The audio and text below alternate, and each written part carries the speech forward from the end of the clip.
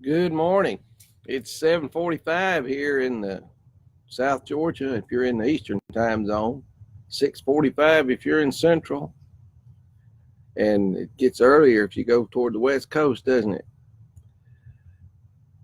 I had posted on last night on Facebook that I'd be addressing a question, and the question is, does the theory of evolution harmonize with the Bible teaching on creation? I think it's important for me to say up front that I don't believe in any form of uh, evolution, except that some things do change. Some things do change, but organic evolution is not true. But aside from that, there are some Christians who believe that evolution and creation can be harmonized. And I wanted to address that with just a few scriptures this morning. I won't take 45 minutes for this, just a few minutes to look at some things that I think could enlighten us on this question. First of all, some people ask the question, well, what about the days of Genesis chapter 1? Were they 24-hour periods, or could it be possible that they were much longer, thousands, millions or billions of years between the day 1, day 2, day 3, and day 4, and so forth? And so that's a valid question if you're going to address a theistic evolution scenario. But I want to look at one thing that I think is helpful here to us, and that's in Exodus chapter 20. God gave the law of Moses to the children of Israel, and we have what we refer to as the 10 Commandments in Exodus chapter 20. And in particular, when God commanded the children of Israel to keep the Sabbath day, that would be picked up in verse 8. Remember the Sabbath day to keep it holy. 6 days you shall labor and do all your work. But the seventh day is the Sabbath of the Lord your God. In it you shall do no work, you, nor your son, nor your daughter, nor your male servant, nor your female servant, nor your cattle, nor your stranger who is within your gates. Now notice verse 11 in Exodus 20. For in 6 days the Lord made the heavens and the earth, the sea, and all that is in them, and rested the seventh day. Therefore the Lord blessed the Sabbath day and hallowed it. This is not a discussion about the Sabbath day. This is a discussion about what God said to the children of Israel about the 6 days. He said that the Lord made heaven and earth in 6 days. Now, if the children of Israel, however, were going to keep the Sabbath, they kept the week just like we have our 6 days and then our seventh day. We have a 7-day week. And so how would they understand the days of Genesis chapter 1? Would they understand them to be long periods of time, thousands, millions, billions of years, or would they consider them 24-hour periods just like we do? And what's interesting about it is God said he did this in 6 days, and then he's given them 6 days to work and a seventh day to rest. And I believe that bears testimony to the fact that Genesis chapter 1, the days were 24-hour periods. Something else I think that is critical to consider here is if you're a Christian or if you're a believer, even if you're not a Christian, if you believe the Bible and you believe in Jesus, consider something that he said with regard to time in Mark chapter 10, all beginning with about verse 6. Jesus is discussing marriage, divorce, and remarriage in Mark chapter 10. But he's talking about marriage and how long God's marriage law has been in place. And he says in verse 6, from the beginning of the creation, God made them male and female. Now think about what Jesus said there. Again, that's Mark 10:6. From the beginning of the creation, God made them male and he made them female. Now, beginning, God said in Genesis chapter 1, verse 1, in the beginning, God created the heavens and the earth. We understand that to mean the beginning of time as we know time. God doesn't live in a time sphere. So what about God's days? God doesn't live in a time frame. And so it's really an irrelevant question. Somebody asked the question, well, how long is a day to God? Well, that's irrelevant. When God created the heavens and the earth, he set what we know of as time in order. And Jesus, talking about marriage, divorce, and remarriage, it was talking about how long God's marriage law had been in place. He said, from the beginning of the creation, he made them male and female. Now, if those days in Genesis chapter 1 are long periods of time, then that doesn't make sense. But when God made Adam and Eve, he made them in the beginning. The proximity of time is so close to Genesis chapter 1, verse 1, that Jesus called it the beginning. Now, it's interesting to note also, when you read John's gospel, John talks about Jesus. Of course, he's talking about him as the Word when you begin John's gospel. In the beginning was the Word, and the Word was with God, and the Word was God. All things were made through him, and without him nothing was made that has been made. Who created the heavens and the earth? God. But of course, Jesus was the member of the Godhead, the Word, who created the heavens and the earth. Don't you think he would know how long the days were in Genesis chapter 1? And he attributes that to the beginning. In other words, he says, from the beginning of the creation, God made them male and female. Man was created in such a close proximity of time to Genesis 1:1 that Jesus called that the beginning. And so we have the 6 days of work and the seventh day of rest in Exodus 20 and verse 11. And obviously the Jews would understand that to be 24-hour days. Jesus connects the creation of man to the beginning, which obviously means that those days in Genesis chapter 1, according to Jesus, could not just be eons and eons of time. And I want to look at, so how old is the earth? 6 days older than Adam. I mean, that's pretty logical. Now, I'm assuming the people who are listening to me this morning believe the Bible. I'm not addressing unbelievers per se, but I am giving you some Bible evidence, if you question the Bible, that it is consistent with itself on this particular matter.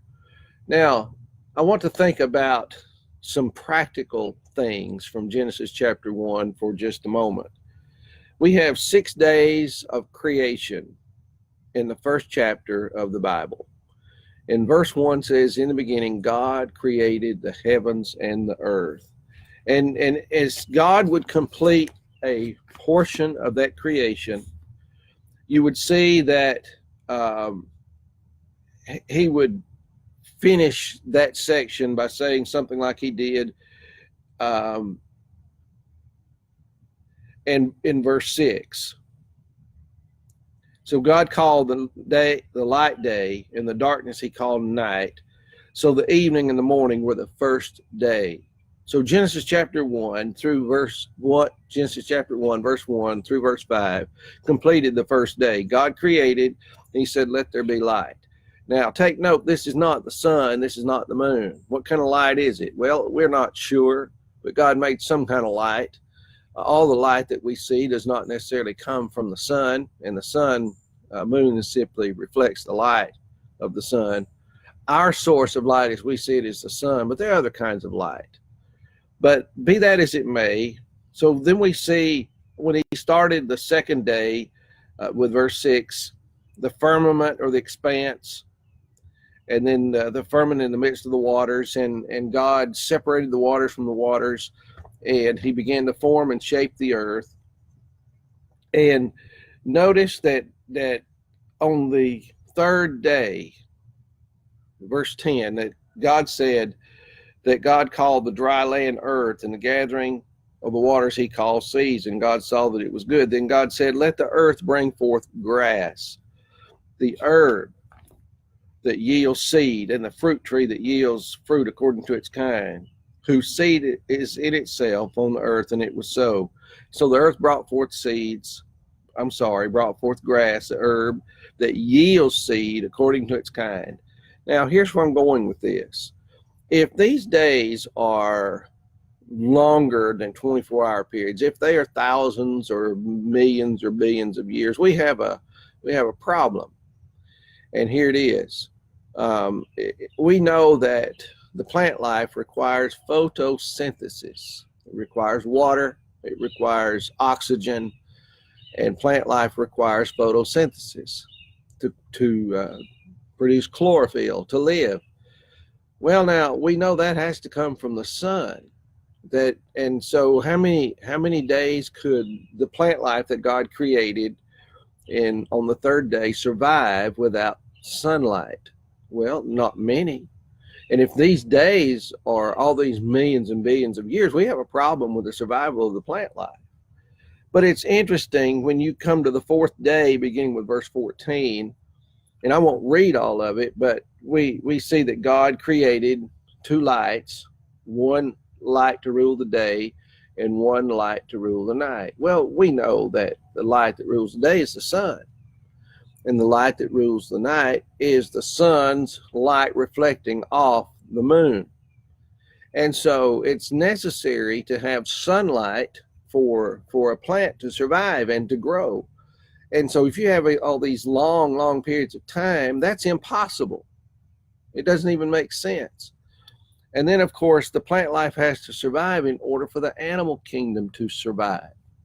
And, of course, the animal kingdom comes. Isn't God's order amazing? He creates the earth, and he forms it and shapes it, and he sets the waters in place. And then he creates the plant life, and then he creates the sun and the moon and the stars and all those things. And he gave those to rule the day and the night, verse 18. To divide the light from the darkness, and God saw that it was good. So evening and morning were the first day, Genesis 1:19. Then you have the aquatic life in verse 20 on day 5. And then on day 6, we have the terrestrial life, the animal kingdom. And naturally, these 24-hour periods are necessary for the survival and a balance. It doesn't make sense for it to be long periods of time. For the theistic evolutionist, he has a problem. He can't figure out how long the days are. Well, the Jew knew how long the days were, and Jesus knew that Genesis chapter 1 was covered from the time of creation to the creation of Adam was called the beginning of the creation. So you have 6 days here, just like God said he did in Genesis chapter 1, Exodus chapter 20. But then I want to think about this. On the 6th day, after God created all the animal life as we know it, the birds, the land animals, and he had created the sea creatures, he had the plant life and all these things in order. The last thing that God created was you and me. Well, namely Adam. And what's interesting about it, I want you to think about what people are saying if they want to take the theistic evolutionist route. There are people who teach that man is the highest order of the animal kingdom. I'm sorry, that's not right. God created the animal kingdom, but when he came to making man, Genesis 1 verses 26 and 27 are very clear that God made man in his image and his likeness. Well, that wasn't said about any of the animals. It wasn't said about anything else for that matter. We're made in the image and the likeness of God. If we evolved from some single cell creature that God created over millions and billions of years, when did we take on the likeness of God? Well, that doesn't add up. But if we were created separately, like God says that we were, then theistic evolution is palpably false. You and I were made in the image and likeness of God, and what the theistic evolutionist is doing is trying to hold hands with the evolutionist to find how this fits. Let me encourage you to study the Bible. Quit listening to all these scientists who don't believe in God anyway, and quit reading things that may not be true as far as fossil records are concerned and all those things, and let the Bible speak. If you're a Christian, or even if you're Jewish and you believe in God, then the Bible does not harmonize with the theory of evolution. It just doesn't work. because man was made in the image and the likeness of God. He did not start out as a lesser creature. And God is very clear in Genesis 1 that the animal kingdom and humans were created separately. And that's a very important point to consider. I want you to think about this. If we were created in the image and the likeness of God, that makes us pretty special, doesn't it? We live in an age where people, they don't hold human life to be very valuable. They don't consider their neighbor very valuable. People aborting their babies, marriages don't last, people don't care about each other. And I'm not saying everybody, but the world's becoming violent, corrupt because it's so self-centered. But when you bring God into the equation, especially when you put Jesus, Christ, into your life, you see things from a totally different perspective.